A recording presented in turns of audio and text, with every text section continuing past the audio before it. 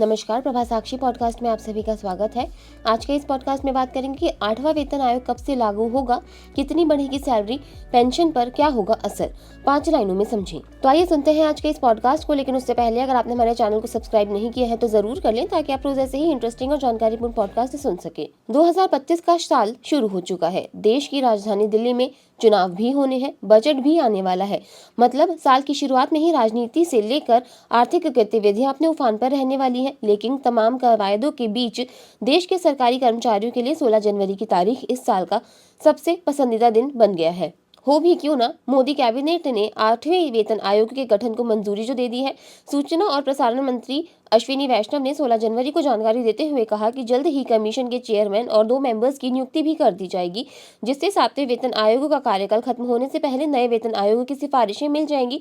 वैसे तो अश्विनी वैष्णव ने इससे ज्यादा डिटेल नहीं दी, लेकिन खुश होने के लिए इतनी खबर भी काफी है। वैसे तो एकदम पक्के तौर पर ये फिलहाल नहीं बताया जा सकता कि 8वें वेतन आयोग की सिफारिशों के बाद आपका वेतन कितना बढ़ेगा, लेकिन पिछले वेतन आयोग की सिफारिशों के आधार पर मोटा मोटी अंदाजा तो लगा ही सकते हैं। तो आज का MRI स्कैन वेतन आयोग के नाम करते हैं। जानेंगे कि देश में वेतन आयोग का गठन कब से किया गया, किस आधार पर सैलरी में बढ़ोतरी का सुझाव सुझाया जाता है, 8वां वेतन आयोग कब लागू हो सकता है, और सबसे मेन बात, इसके लागू होने से सैलरी और पेंशन में कितना पैसा बढ़कर आएगा।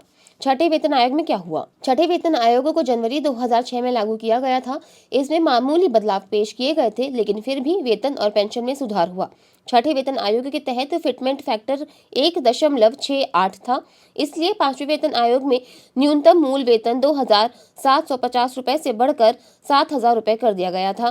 पेंशन भोगियों को भी मामूली लाभ हुआ। न्यूनतम मूल पेंशन 1,275 रुपए से बढ़कर 3,500 रुपए प्रतिमाह हो गई थी। 7वें वेतन आयोग में वेतन और पेंशन में बढ़ोतरी। 7वां वेतन आयोग 1 जनवरी 2016 को लागू हुआ।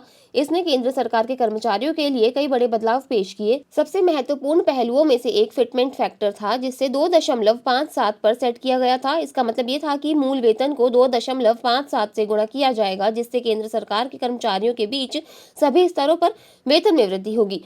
7वें वेतन आयोग ने भी न्यूनतम मूल वेतन 18,000 रुपए की सिफारिश की है, जो छठे वेतन आयोग के तहत पिछले 7,000 रुपए से अधिक है। इसके अलावा पेंशन में भी अच्छी वृद्धि देखी गई है। पेंशन भोगियों के लिए छठे वेतन आयोग के तहत न्यूनतम मूल पेंशन 3,500 रुपए से बढ़ाकर 9,000 रुपए हो गई है।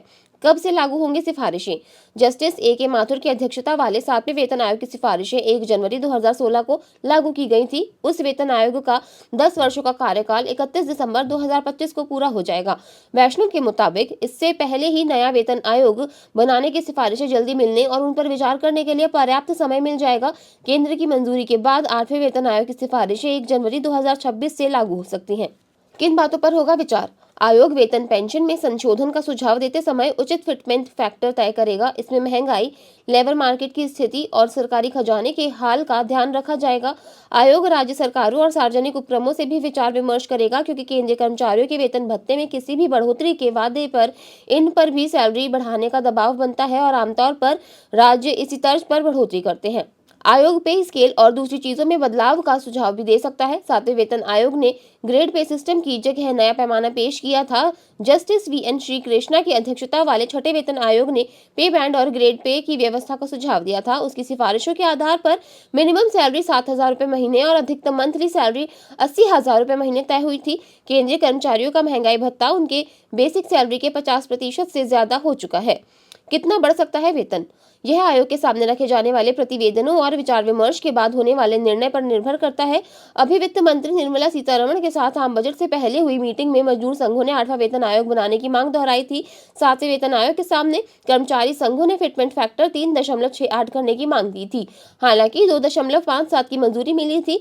इसके चलते मिनिमम बेसिक सैलरी 7,000 रुपए से 2.57 गुना बढ़कर 18,000 रुपए महीना कर दी गई थी। हालांकि अधिकतम वेतन 2.5 लाख तक तय किया गया था, जो कैबिनेट सेक्रेटरी के लिए है।